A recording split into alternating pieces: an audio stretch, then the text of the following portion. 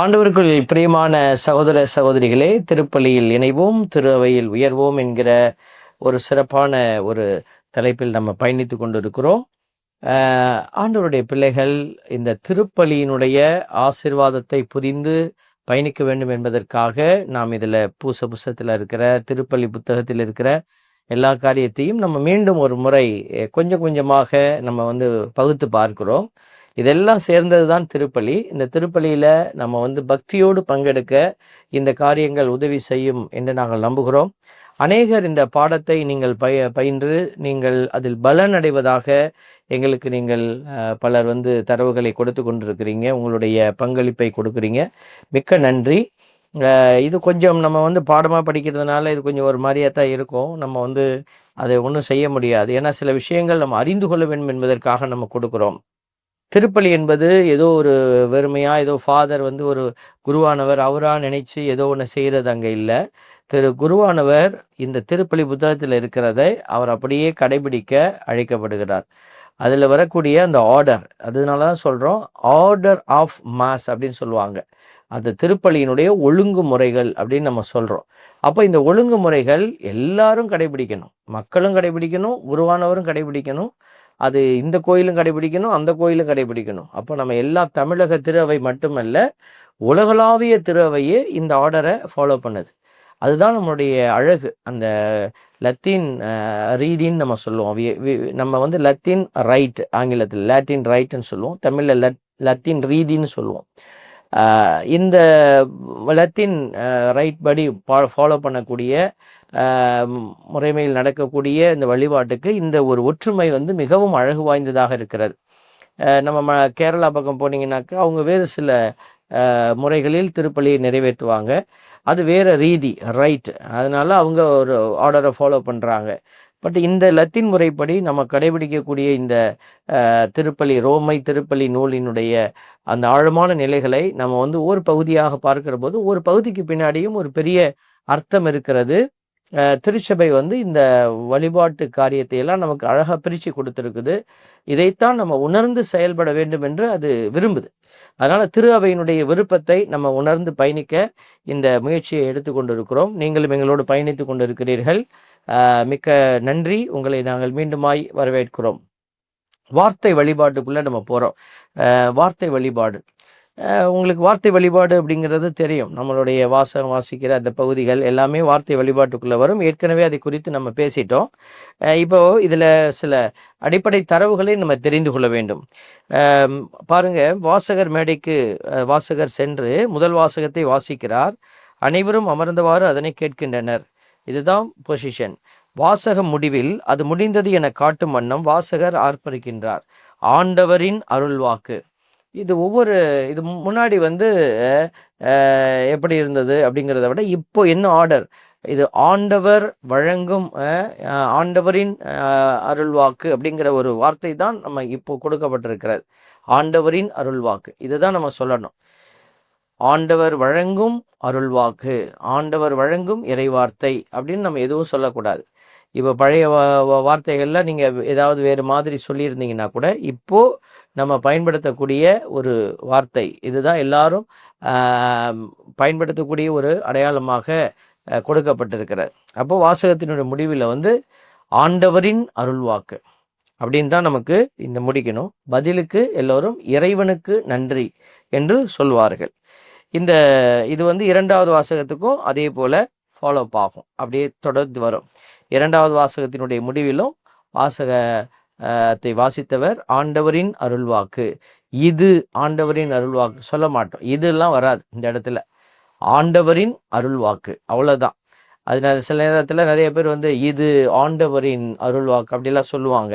அப்போ அவங்க இன்னும் அந்த நம்மளுடைய புது மொழிபெயர்ப்பினுடைய ஆர்டருக்குள்ளே வரலை அப்படிங்கிறத நம்ம புரிந்து கொள்ளுவோம். அதனால தான் நம்ம சொல்கிறோம், அந்த நேரத்தில் போய் கரெக்ஷன் கொடுக்க முடியாது. சில பேர் ஆண்டவர் வழங்கும் அருள்வாக்கு அப்படி சொல்லுவாங்க, எதையாவது சொல்லி விட்டுருவாங்க. அப்படிலாம் நம்ம சொல்லக்கூடாது. இவங்க ஒரு ஆர்டரை அவங்க ஃபாலோ பண்ணி கொடுத்துருக்காங்க, ஆண்டவரின் அருள்வாக்கு, அவ்வளோதான். ரெண்டே வார்த்தை தான் நம்ம சொல்லணும். பதிலுக்கு இறைவனுக்கு நன்றி, பதில் மொழியும் 2 வார்த்தையில் முடிஞ்சிருவோம். அடுத்ததாக நம்ம பார்க்குறோம், இதனை தொடர்ந்து அல்லேலுயா அல்லது திருவழிபாட்டு காலம் குறித்து காட்டும் ஒழுங்குமுறைக்கு ஏற்றவாறு வேறொரு பாடல் பாடப்படுகிறது. நம்ம சாதாரண நாட்களில் அல்லேலூயா கீதத்தை நம்ம பாடுவோம். அதை தொடர்ந்து வரக்கூடிய இந்த தவக்காலத்திலலாம் பார்த்தீங்கன்னா அல்லேலூயா கீதம் பாடப்படாது. அதுக்கு பதிலாக வேறு சில வார்த்தைகளை வைத்து நம்ம வந்து பாடுவது நம்மளுடைய வழக்கம். அதைத்தான் அவங்க சொல்லியிருக்கிறாங்க. ஏற்கனவே நாங்கள் உங்களுக்கு விளக்கம் அளித்திருக்கிறோம். நிறைய யூடியூப்ல இந்த விளக்கம் போயிருக்கிறது. அல்லேலூயா என்பது இந்த இடத்துல ஒரு ஜாய், ஒரு எக்ஸ்பிரஷன் ஆஃப் ஜாய், ஒரு மகிழ்ச்சி, ஒரு ஒரு ஒரு சந்தோஷத்தை வெளிப்படுத்தக்கூடிய ஒரு சொல்லாடலாக இந்த அல்லேலூயா வார்த்தை பயன்படுத்தப்படுகிறது. இது எங்கிருந்து எடுக்கப்பட்டிருக்கிறது? அது ஹல்லேலுயா என்கிற எபிரேய சொல்லாடலுடைய ஒரு மொழியாக்கம், தமிழ் மொழியாக்கம். ஹல்லேலுயா. ஹல்லெல் அப்படின்னா புகழ்ச்சி, ஹல்லெல் அப்படின்னா புகழ்ச்சி, லூ அப்படின்னா டு யூ, ஹல்லேலூ அப்படின்னா புகழ்ச்சி உமக்கு, யா அப்படின்னா யாவே. யாவே அப்படிங்கிறது தெய்வத்தினுடைய பெயர். தெய்வத்தினுடைய பெயரை முழுசா சொல்ல மாட்டாங்க. அதனால மரியாதைக்காக அதை சுருக்கி அவங்க எழுதியிருக்கிறாங்க. அது ஒரு பகுதியை மட்டும் பயன்படுத்தியிருக்காங்க. அப்போ ஹல்லேலூயா அப்படின்னா பிரைஸ் டு யூ யாகவே, அதாவது பிதாவுக்கு மாட்சி உண்டாகட்டும், மகிமை உண்டாகட்டும், புகழ்ச்சி உண்டாகட்டும். இதைத்தான் இந்த வார்த்தை அடையாளப்படுத்துது. அதனால நம்ம வந்து தவ காலத்துல இந்த அல்லேலூயா சொல்றாங்க இவங்க. அதாவது பூசையில நம்ம சொல்லக்கூடிய இந்த அல்லேலூயா லிட்டர்ஜிக்கல் வழிபாட்டு முறைமையின்படி சொல்லப்படாது. ஆனால் அவுட் ஆஃப் தி லிட்டர்ஜி, நம்ம லிட்டர்ஜிக்கு வெளியில நம்ம ஒரு ப்ரேயர் நடத்துகிறோம், அப்போ நம்ம வந்து அல்லேலூயா துதிக்கிறோம் அப்படின்னும் போது அதை சொல்லலாம். அப்போ அந்த இடத்துலையும் நம்ம இதை சொல்லக்கூடாதா அப்படின்னு நம்ம கேட்க தேவையில்லை. சில பேர் அதை சொல்லக்கூடாது என்று சொல்லுவார்கள். அப்படி அல்ல. இது வந்து மகிழ்ச்சியினாலே நம்ம சொல்றதை விட கடவுளை புகழ்றதுக்காக நம்ம பயன்படுத்தக்கூடிய அந்த வார்த்தையாகத்தான் வழிபாட்டுக்கு வெளியில நம்ம வைத்திருக்கிறோம். அதனால ஹல்லேலூயா ஹல்லேலூயா ஹல்லேலூயான்னு நம்ம துதிக்கிற போது அந்த வார்த்தையை பயன்படுத்தலாம். அது ஹல்லேலூயா, HALL அந்த வார்த்தையிலிருந்து அது தொடங்குகிறது. இந்த ஏர்டம் என்று சொல்வார்கள். அல்லேலூயா என்கிற இந்த வார்த்தை வந்து வழிபாட்டு முறைமைக்குள்ளே இந்த தவக்காலங்களில் சொல்லப்படாது என்பது ஒரு புரிதல். அதை நம்ம புரிந்து கொள்கிறோம். அப்போ எதுக்கு நம்ம வெளியில சொல்லலாம், எதுக்கு இங்கே சொல்லக்கூடாது என்பதைத்தான் இப்போ நம்ம உங்களுக்கு விளக்கி கொண்டிருக்கிறோம். அன்புக்குரியவர்களே, இப்போ இதற்கிடையில் திருப்பலியில் தூபம் பயன்படுத்தப்பட்டால் அருள்பணியாளர் தூபகலத்தில் சாம்பிராணி இடுகிறார். பின்பு நற்செய்தியினை அறிக்கையிட இருக்கும் திருத்தொண்டர் அருள்பணியாளர் முன் பணிந்து வணங்கி ஆசி கேட்டு தாழ்ந்த குரலில் சொல்லுகிறார். நீங்க நடுவில் பார்த்துருப்பீங்க, சில நேரம் திருத்தொண்டர்கள் இந்த மாதிரி குறுக்கு பட்டை அணிந்து சில பேர் நிற்பாங்க. அவங்க குருத்துவ அந்த பயிற்சியை நிறைவு செய்து திருத்தொண்டராக உயர்த்தப்பட்டிருக்கிறாங்க. திருத்தொண்டர் அடுத்ததாக குரு, குருத்துவத்துக்கு முன்னாடி இருக்கக்கூடிய ஒரு அந்த காலகட்டம் தான் அவங்களை திருத்தொண்டர் என்று நம்ம அழைக்கிறோம். அவர்கள் இந்த நற்செய்தி அறிவிக்க, அந்த திருப்பலி பலிப்பொருட்களை எல்லாம் சரி செய்ய, எடுத்து வைத்து அதை ஒழுங்குபடுத்த, அதில் எல்லாம் அவங்க உதவி செய்வாங்க திருப்பலியில. அப்போ இவர்கள் அந்த நற்செய்தி வாசிக்கிற நேரம் வந்து குருவானவர் இடத்துல தலைவணங்கி நிற்பாங்க. நீங்க பார்த்துருப்பீங்களே. அப்போ அவர் என்ன கேட்கிறார்? தந்தையே ஆசி வழங்கும் அப்படின்னு அவர் சொல்லுவாரு.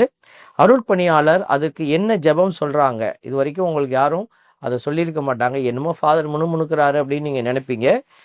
தமது நற்செய்தியை தகுதியுடனும் முறையாகவும் நீர் அறிவிக்குமாறு ஆண்டவர் இதயத்திலும் உதடுகளிலும் இருப்பாராக, தந்தை மகன் தூய ஆவியாரின் பெயராலே அப்படின்னு சொல்லி குருவானவர் முடிக்கிறாரு. அதுக்கு பதில் திருத்தொண்டர் ஆமேன் என்று சொல்லிட்டு போய் அந்த நற்செய்தியை வாசிக்கிறாரு. திருத்தொண்டர் இல்லாவிட்டால், திருத்தொண்டர் இல்லை, ஒரு குருவானவர் மட்டும் பூச வைக்கிறாரு அப்படின்னா அந்த குருவானவர் என்ன சொல்றாரு பாருங்க. அந்த நற்செய்தியை வாசிக்கிறதுக்கு முன்னாடி குருவானவர் அவர் சொல்ல வேண்டிய ஜெபம், திருத்தொண்டர் இல்லாவிடில் அருட்பணியாளர் பீடத்தின் முன் தலை வணங்கி அமைந்த குரலில் சொல்கிறார். எல்லாமல்ல இறைவா, உமது நற்செய்தியை தகுதியுடன் நான் அறிவிக்குமாறு என் இதயத்தையும் உதடுகளையும் தூய்மைப்படுத்தி அருளும் என்று அவர் சொல்லிட்டு அவர் போய் நற்செய்தியை வாசிக்க போறார். அதன் பின் அருட்பணியாளர் தேவைக்கேற்ப தூப களத்தையும் எரிய திரிகளையும் தாங்கி வரும் பணியாளர்களுடன் வாசக மேடையை நோக்கி செல்கிறார். வாசக மேடையை அடைந்ததும் அவர் சொல்கிறார், ஆண்டவர் உங்களோடு இருப்பாராக. இந்த வார்த்தைகளை சொல்லுவாங்க. நீங்க பதிலுக்கு உம் ஆன்மாவோடும் இருப்பாராக என்ற வார்த்தையை நீங்க சொல்றீங்க. அடுத்ததாக மத்தேயு அந்த நற்செய்தியாளருடைய பெயரை சொல்லிட்டு மத்தேயு எழுதிய தூய நற்செய்தியிலிருந்து வாசகம், முன்னாடியெல்லாம் வந்து பார்த்தீங்கன்னாக்க புனித மத்தேயு எழுதிய நற்செய்தியில் அப்படி சொல்லிட்டு இருந்தாங்க. அந்த நற்செய்தியாளரை வந்து புனித அந்த வார்த்தைகள் இல்லை, அதை எடுத்துட்டாங்க. எப்பொழுது மத்தேயு எழுதிய தூய நற்செய்தியிலிருந்து வாசகம் என்கிற அந்த ஒரு அடையாளத்தை இங்கே தூயங்கிற வார்த்தையை இங்கே வைத்து சொல்ல இந்த நற்செய்திக்கு முன்னிடம் கொடுத்திருக்கிறாங்க. இதை சொல்லும் பொழுது இந்த நற்செய்தியிலிருந்து வாசகம் என்று சொல்லிட்டு சொல்லும் பொழுது நூலின் மீதும் அந்த ரீடிங் புக்கு மீது குருவானவர் சிலுவை போடுறார். தம் நெற்றி, வாய், நெஞ்சின் மீதும் சிலுவை அடையாளம் வரைகிறார். அப்போ நீங்களும் அந்த இடத்துல இந்த 3 இடங்களிலும் நம்ம சிலுவை அடையாளம் வரைகிறோம். நெற்றி, வாய், நெஞ்சின் மீது சிலுவை அடையாளம் வரைகிறோம். அப்போது இது ஒரு முறைமை. அப்புறம் நற்செய்தியை வாசிக்கிறாங்க. வாசித்து அவங்க வாசிக்கிறதுக்கு போய் குருவானவர் சொன்ன உடனே மக்கள் ஆர்ப்பரிக்கக்கூடிய பதில் என்ன மொழினா, ஆண்டவரே மாட்சி உமக்கே. மத்தேயு எழுதிய தூய நற்செய்தியிலிருந்து வாசகம் அப்படின்னு சொல்லிடுவார். பதில் மொழி ஆண்டவரே மாட்சி உமக்கே என்று நீங்களும் சொல்லணும். இந்த அடையாளத்தை நம்ம வரைந்து கொள்கிறோம். அடுத்ததாக இதெல்லாம் வாசித்து முடித்த உடனே நற்செய்தி வாசகத்தினுடைய முடிவில் அருள்பணியாளர் இதை சொல்றார். என்ன சொல்றார்? ஆண்டவரின் அருள்வாக்கு. முன்னாடியெல்லாம் பார்த்தீங்கன்னாக்க இது வாழ்வு தரும் கிறிஸ்துவின் நற்செய்தி அப்படியெல்லாம் சொன்னாங்க. இப்போ நம்மளுடைய பூச புஸ்தகத்தில் நமக்கு கொடுத்துருக்கிற ஒரே ஒரு முடிவு வார்த்தை என்னன்னாக்க ஆண்டவரின் அருள்வாக்கு தான். சாய்ஸஸ் இங்கே 2-3 சில இடத்துலலாம் 2-3 கொடுத்துருப்பாங்க. நாங்கள் ஏற்கனவே அதை உங்களுக்கு சொல்லியிருக்கிறோம். மன்னிப்பு வழிபாட்டிலலாம் 3 செக்மெண்ட் கொடுத்துருக்குறாங்க. இதை பயன்படுத்தலாம், மாற்றி பயன்படுத்திக்கலாம். ஆனால் இங்கே ஒரே ஒரு பதில் தான் இருக்குது, ஆண்டவரின் அருள்வாக்கு.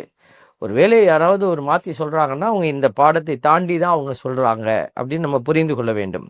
அதற்கு பதில் மொழியாக மக்கள் சொல்ல வேண்டியது கிறிஸ்துவே உமக்கு புகழ் அப்படின்னு சொல்லி நம்ம முடிக்கணும். முன்னாடி நம்ம ஆண்டவரின் அருள்வாக்கு அப்படிங்கிற வார்த்தையை நம்ம சொல்லும் பொழுது இறைவனுக்கு நன்றி என்று சொல்லுவோம். முதல் வாசகம், 2வது வாசகத்துக்கு இறைவனுக்கு நன்றி என்ற பதிலே சொன்னீங்க. நற்செய்தி வாசகத்திற்கு சொல்லும்போது ஆண்டவரின் அருள்வாக்கு என்கிற அதே முடிவை தான் இங்கேயும் வைக்கிறோம். பதில் மொழி மட்டும் மாறி இருக்கும். கிறிஸ்துவே உமக்கு புகழ் அப்படின்னு சொல்லி நம்ம முடிக்கிறோம். பின்பு அவர் நூலை முத்தமிட்டு அமைந்த குரலில் சொல்கிறார். நூலை முத்தமிடும் போது அந்த குருவானவர் சொல்லக்கூடிய வார்த்தை, இந்நற்செய்தியின் வார்த்தைகளால் நம் பாவங்கள் நீங்குவனவாக. இப்போ இவ்வளவும் அந்த இடத்துல நடந்து கொண்டு இருக்கிறது. குருவானவர் அதை சொல்லி தான் முத்தமிட்டு அந்த புத்தகத்தை கீழே வைக்கிறார். என் அன்புக்குரிய பிள்ளைகளே, ஒரு வார்த்தை வழிபாட்டுக்குள்ளே நம்ம போகும்போது இவ்வளவு விஷயங்கள் அடங்கி இருக்கிறது. ஆகவே நீங்கள் ஒருவேளை இந்த காரியங்கள் அறியாமல் இருந்தீங்கன்னா இப்போ இதை கருத்தில் வைத்து கொண்டு பயணித்து பாருங்க. ஒரு சிலர் இந்த வாசகங்களை வாசிக்க போகிற போது அவங்க தயாரிப்பு இல்லாமல் போய் அவங்க ஒரு பவுலடியாருடைய ஒரு திருமுகத்தை வாசிக்கிற பொழுது, இப்போ உதாரணத்துக்கு பவுலடியார் ரோமேருக்கு எழுதிய திருமுகத்திலிருந்து வாசகம் அப்படி சொல்றதுக்கு ரோமையிலிருந்து நற்செய்தியிலிருந்து வாசகம் அப்படின்னு சொல்லிடுவாங்க. ரோமியருக்கு எழுதிய நற்செய்தி அப்படின்னு சொல்லிடுவாங்க. அப்போ அது ரொம்ப ஜாரிங்காக இருக்கும், கேட்குறதுக்கு ரொம்ப ஒரு மாதிரி கஷ்டமாக இருக்கும். ஏன்னா இது கூட இவங்க தெரியாமல் இருக்கிறாங்க அப்படின்னு. அதனால் நீங்கள் தயவு செய்து வாசகத்தை வாசிக்கிற போது இந்த வாசகத்தினுடைய முன் வார்த்தைகள் எல்லாம் எப்படி சொல்லப்பட வேண்டும் என்பதை தெரிந்து கொண்டு, தெரியலன்னா யார்கிட்ட கேட்டுக்கலாம், ஒரு பிரச்சனையும் இல்லை. கேட்டு அதை நம்ம சரியாய் வாசிக்கணும்.